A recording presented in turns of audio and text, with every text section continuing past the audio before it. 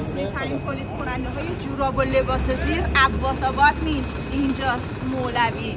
جورابی که بیرون 25 تومن می‌خری دونه، اینجا فقط 13,500. جورابای مردونه نانو هم از خود پخش کننده بگیر. الان میریم کارخونه‌اش. جورابایی که از بازار میگیریم دقیقاً تو همین کارخونه تولید میشه.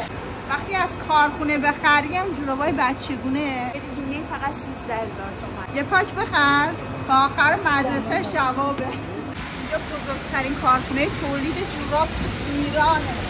جورابایی که از 10 فروش میگیرید 20 تومن، 30 تومن، 13,500. جورابای باشگاهی، جورابای مردونه، هر چی بخوای اینجا تولید کردن. این تنوع نایکیاشه. آب رنگی ها رو نگاه کنید. ببین یه پک بخره قیمت عمده میفته دیگه. تو میای از کارخونهش خرید عمده دارن. بیاد شناخته شده نیست، مغازه داره اکثر. چنل یوتیوب ما رو ساب کن، همه چی رو از خود کارخونه بخر.